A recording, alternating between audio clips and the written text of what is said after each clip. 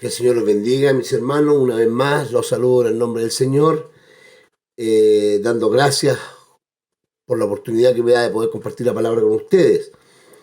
Antes de compartir la palabra vamos a orar. Vamos a pedirle al Señor que Él hable a nuestras vidas. Padre, en el nombre de Jesús, Señor, damos gracias por este tiempo donde podemos, Señor, compartir la palabra. Señor, rogamos que tu Espíritu sea hablando en nuestras vidas, que la palabra, bendito Dios, sea calando profundo en nuestras vidas, entendiendo, bendito Dios, el propósito de tu venida para con nosotros, bendito Dios, y que provoca en nosotros, Señor, el que tú vivas en nuestras vidas. Te damos infinitas gracias, Señor, y habla a través de mi boca, bendito Dios, sea usted hablando a todo el que escuche este video, bendito Dios, como ha hablado a mi vida, bendito Dios, en este tiempo. Te damos gracias en el nombre de Jesús. Amén y amén. La palabra se va a encontrar en Primera de Juan, capítulo 1, del versículo 1 al versículo 4. Y voy a leer la palabra en el nombre del Señor, lo que era desde el principio, lo que hemos oído, lo que hemos visto con nuestros ojos, lo que hemos contemplado y palparon nuestras manos tocante al verbo de vida, porque la vida fue manifestada y la hemos visto y testificamos y os anunciamos la vida eterna, la cual estaba con el Padre y se nos manifestó. Y lo que hemos visto y oído, eso os anunciamos, para que también vosotros tengáis comunión con nosotros, y nuestra comunión verdaderamente es con el Padre y con su Hijo Jesucristo. Estas cosas os escribo para que vuestro gozo sea cumplido. La palabra del Señor. Esta epístola de Juan es una epístola universal. No está escrita como las otras cartas que están escritas para una iglesia en especial, como escrita para la iglesia de Tesalónica, para la iglesia de Colosa, para la iglesia de Corinto, para la iglesia de los romanos. No está en Roma, no está escrita así, sino está para todos los creyentes en Cristo, para todos los que creen en Cristo. Así fue escrita esta carta y tiene un propósito. Está escrita para fortalecer a la iglesia, para defender la fe, para que la iglesia no caiga en errores doctrinales y de enseñanza, ya que si entendemos un poquito, Juan vivió un tiempo igual que el apóstol Pablo, cuando estaba dándose inicio al gnosticismo. Y este era un movimiento que decía, yo lo tengo anotado aquí, que enseñaba que el cuerpo humano era el malo, una cosa así, que el cuerpo humano era lo malo, que lo que hacía el cuerpo no importa mucho, porque estaba destinado a condenación, así que solo había que cuidar el espíritu, que lo que hacía el cuerpo no importaba mucho. Habían una enseñanza media extraña, otro enseñaba que Jesús era hombre, 100% hombre, y que el Cristo, que Dios se introdujo dentro de él en el bautismo, pero cuando vino en la crucifixión, en la cruz, salió de él y el que murió fue un hombre. Entonces, para corregir toda esta falsa enseñanza, para combatir los falsos maestros, fue escrita esta carta, pero también, fuera de corregir, también era para que nosotros los cristianos, los que creíamos en Cristo, tuviésemos una seguridad que Jesús no había venido solamente en espíritu o había sido un momento dentro de la vida del Cristo, había venido un momento dentro de la vida de Jesús, que fue entre el bautismo y la cruz, que fueron 3 años solamente, sino que Cristo había venido en carne, como dice la Biblia, había dejado su condición de Dios, no importando estar en esa condición, sino que se hizo semejante a los hombres, y en esta condición semejante a los hombres se entregó a muerte de cruz para salvarlo a usted, para salvarme a mí. Entonces, esta carta fue escrita para que nosotros tuviésemos la seguridad de que Cristo había venido, para que tengamos la seguridad que realmente cuáles son las cosas que tienen que haber, que realmente conocemos a Dios, que realmente le amamos, que realmente creemos en Él, cuáles son las cosas que tienen que haber en nosotros, darnos las pruebas de que si ciertas cosas se cumplen en nosotros, realmente conocemos a Dios, realmente le amamos, realmente creemos en Él. Entonces, esta carta tiene mucho valor, mucho valor. Es un pastor escribiendo a unos hijos amados. ¿Ah? Entonces, vimos lo que parte en esto. Entonces, lo que comienza estos versículos diciendo lo que era desde el principio, lo que hemos oído. Juan no pierde el tiempo en saludos y en dándose a conocer como que él escribe la carta.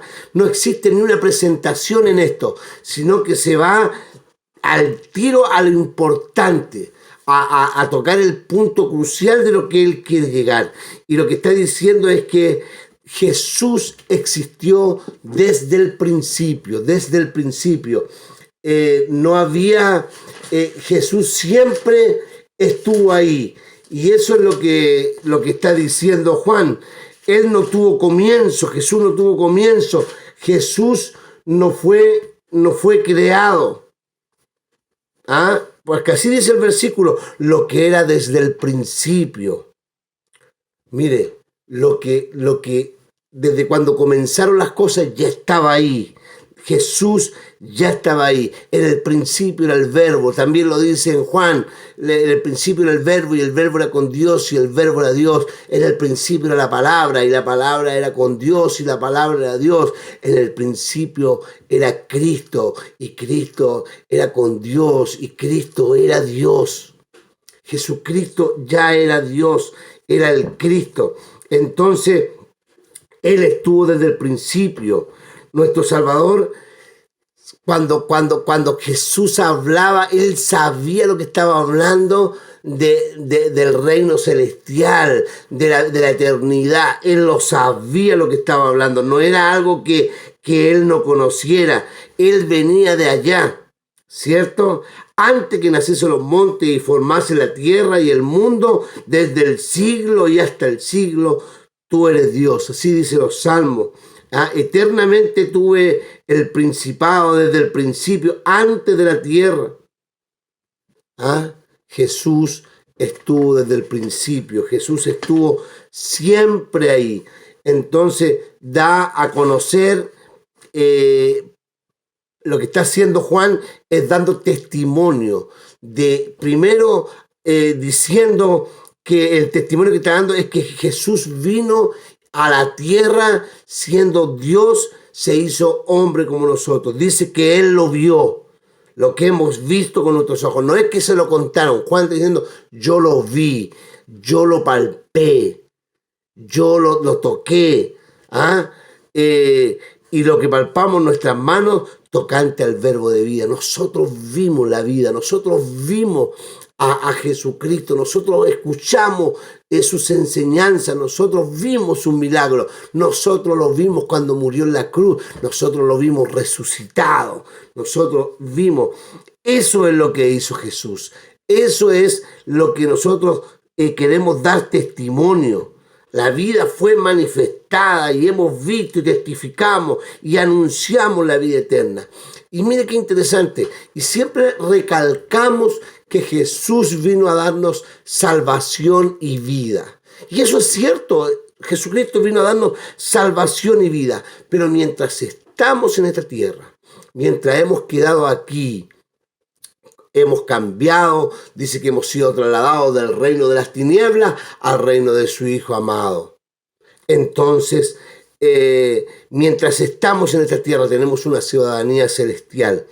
Y dice, lo que hemos visto y lo que hemos oído, eso os anunciamos, para que también vosotros tengáis comunión con nosotros. Y nuestra comunión verdaderamente es con el Padre y con su Hijo Jesucristo. Eso es lo que quiero tocar en esta parte. Jesucristo vino a traer comunión. Jesucristo vino para que los hombres tuviesen comunión con Dios, comunión con Él, para que nosotros tuviésemos comunión los unos con los otros. Cuando el hombre cayó y caímos en el pecado, la comunión con Dios se rompió. El camino a Dios se rompió.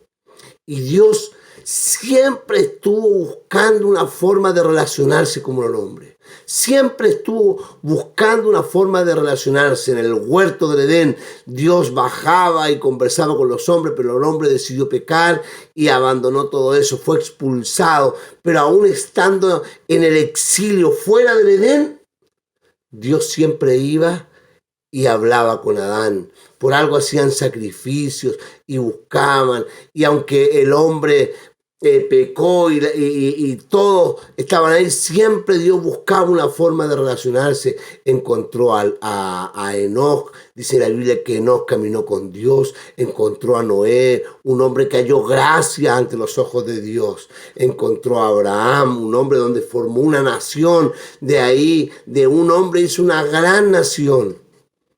Siempre con un pueblo, hizo un pueblo, lo guió y todo iba dirigido a que un día el camino para con Dios se iba a reabrir y iba a ser a través de Jesucristo. Jesucristo era el camino y Dios mismo se hizo hombre y vino a la tierra para mostrarnos que podemos conocerlo a Él, que podemos a través de Él tener comunión con Dios, del sacrificio en la cruz que tuvo Jesucristo. Si nosotros reconocemos que Jesucristo es el Hijo de Dios y que la sangre derramada en la cruz nos lava y nos limpia de todo pecado y entregamos nuestra vida a Él, podemos ser aceptos ante Él, podemos tener comunión con Dios.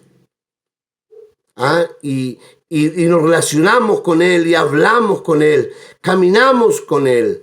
Podemos entregar nuestras preocupaciones, dice la Biblia, deja sobre mí tus ansiedades, tus preocupaciones, que yo tendré cuidado de ti. Yo tendré cuidado de ti. Podemos pedirle fortaleza para conquistar cosas que se nos ponen complejas dentro de la vida. Podemos suplicar su ayuda, podemos clamar por fortaleza, podemos mantener comunión, un contacto, podemos sentir sus caricias, podemos depender de Él, podemos estar seguros en sus manos, una comunión, una relación íntima con Dios. Eso es lo que podemos hacer. Entonces, podemos conocer a Dios, como podemos también tener comunión con su Hijo y nosotros también entre nosotros. Y mire qué hermoso. Y todo esto tan solo a través de Jesucristo. Jesucristo vino para que tuviésemos comunión. Así dice la Biblia. Y lo que hemos visto y oído, eso os anunciamos. Y al creer en ese anuncio, para que también vosotros tengáis comunión con nosotros, y nuestra comunión verdaderamente es con el Padre y con su Hijo Jesucristo. Estas cosas os escribimos para que vuestro gozo sea cumplido. Vino a traernos salvación, vino a traer vida, pero también vino a traernos comunión con Dios, comunión con Jesucristo, comunión entre nosotros, conocernos, podamos conocer a Dios, pero también para que tengamos gozo. Y gozo es lo mayor de lo que quería tener, es una alegría interna que el hombre busca y solo se halla cuando conoce a Dios. Mientras mayor es el conocimiento de Dios o más somos conocidos por Dios, mayor es el gozo en nuestras vidas. Y cuando hablo de gozo, no estoy hablando de felicidad, porque el gozo es más que la felicidad. La felicidad es el producto de sucesos. Es las circunstancias, dependen de las circunstancias que vivimos. Si son favorables, estamos felices. Si las cosas nos benefician, estamos felices. Si nos provocan éxito, somos felices. Si tenemos triunfos, somos felices. Pero el gozo es divino. La felicidad depende de las circunstancias, depende de las situaciones que estamos viviendo y el resultado de ellas en el mundo. Pero el gozo es divino. Sus raíces no se encuentran en lo material. Las raíces del gozo no están en lo mundano, no están en los triunfos. Se encuentra en Dios. El gozo, la raíz del gozo, proviene de Dios. ¿Ah? La felicidad es una copia, la felicidad que el mundo tiene o momentánea es una copia del gozo de Dios, es una copia. Volvamos a cuando el hombre es introducido al pecado, cuando el hombre peca, todo lo que se relacionaba con Dios se pierde, el gozo que se relacionaba con Dios se pierde. Entonces el hombre empieza a buscar o tratar de alcanzar eso que perdió, tratar de alcanzarlo sin Dios.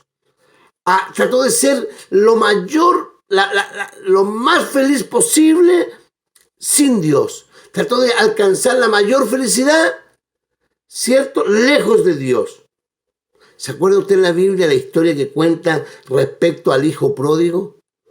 Cómo él deja a su padre y pesca todos los bienes que le dio su padre y se va y trata de encontrar felicidad malgastando el dinero, pasándolo bien, disfrutando una felicidad momentánea que duró mientras tuvo riquezas y tuvo amigos. Una vez que estas cosas se acabaron, la felicidad se acabó. Eso no sucede con el gozo. Porque el gozo no depende de las circunstancias, el gozo no depende de las situaciones, el gozo depende de la comunión. Por eso que tenga comunión con el Padre, con el Hijo y entre nosotros, porque el gozo depende de la comunión que tengamos con Dios. Entonces, el gozo el ser humano no conoce el gozo. No conoce en el estado presente que el hombre vive sin Dios, en el estado presente del hombre sin Dios, el mundo no puede conocer el gozo. Conoce la felicidad, que es una copia mala de lo que es el gozo de Dios. Solamente el gozo va a llegar a estos hombres cuando conozcan a Dios. Es tan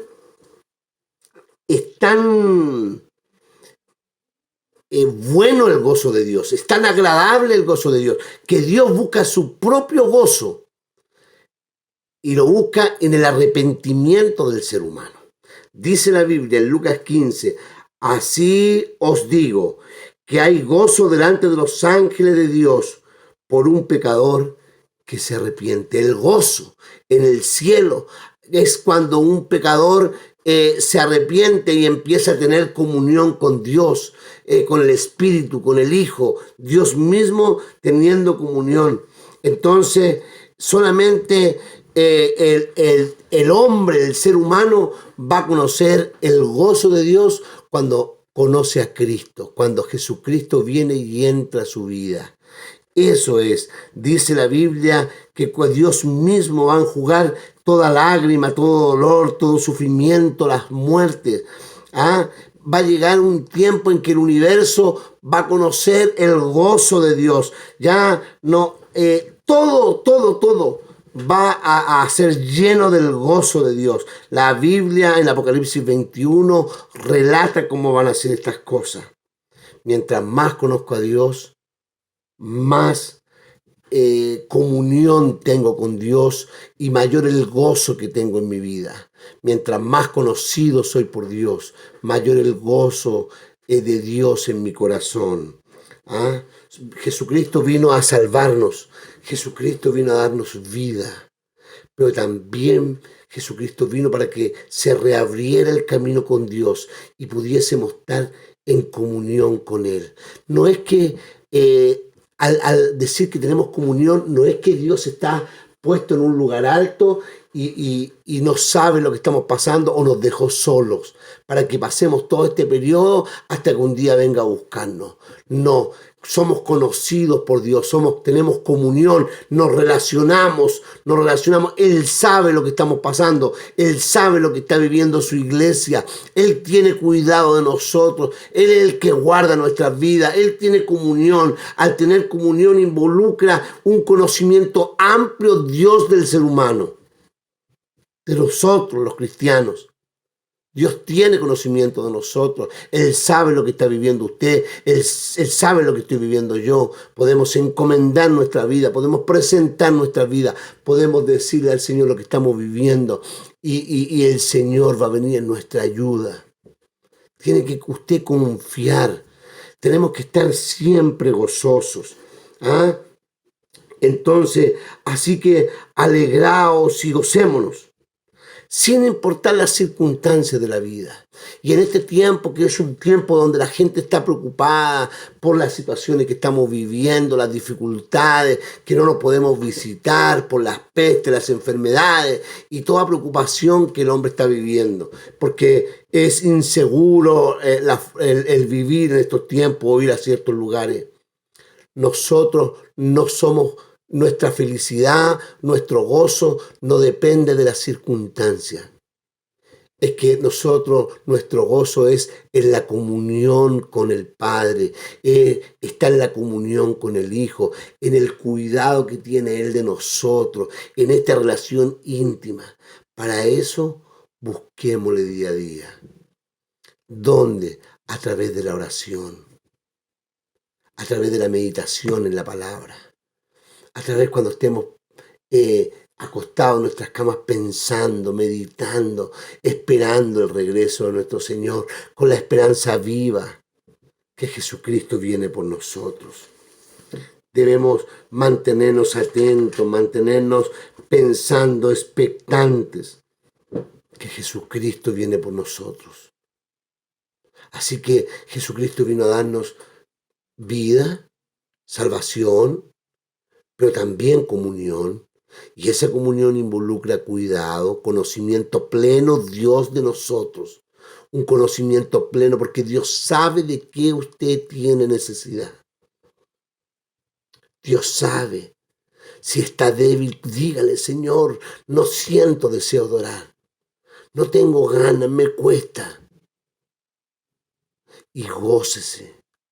Gócese porque su felicidad no depende de una circunstancia. El mundo anda imitando eso. Pero nuestra felicidad está en Cristo. Y si usted no conoce al Señor, usted nunca ha tenido nunca en el transcurso de su vida, usted nunca ha entregado su vida al Señor.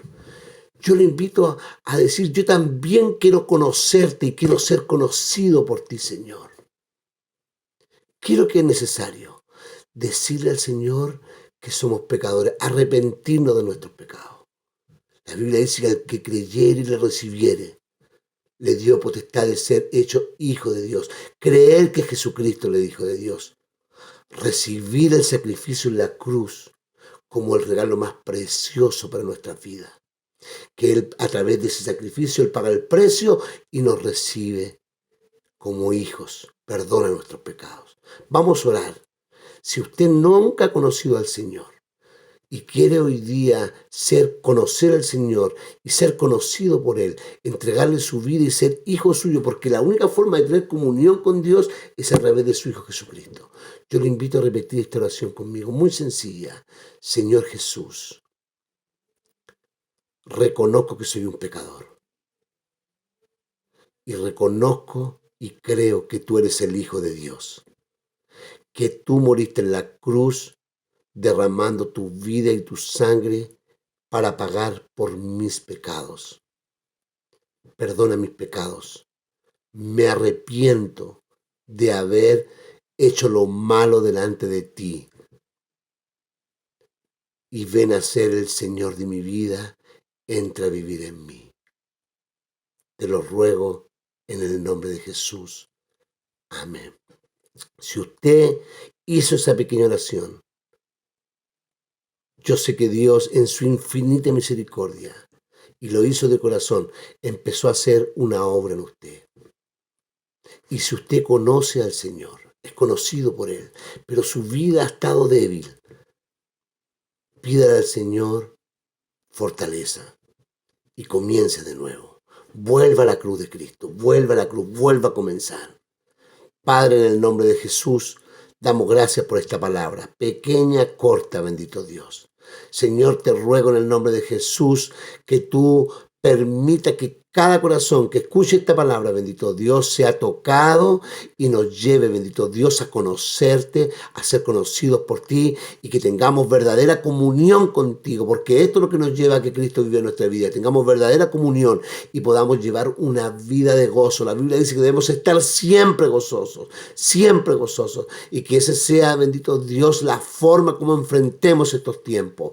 Padre, en lo que nos hemos dejado, cuando hemos pecado, cuando hemos abandonado, nos hemos confiado, bendito Dios, y hemos llevado una vida liviana, una vida sin mirar mucho lo que tú pides en la palabra. Señor, te pedimos perdón, te suplicamos tu perdón y te rogamos, bendito Dios, que nos permitas volver a comenzar, bendito Dios, que trabajes en nuestra vida, que nos ayudes y nos fortalezcas. En el nombre de Jesús. Amén. Que el Señor bendiga su vida y lo fortalezca grandemente.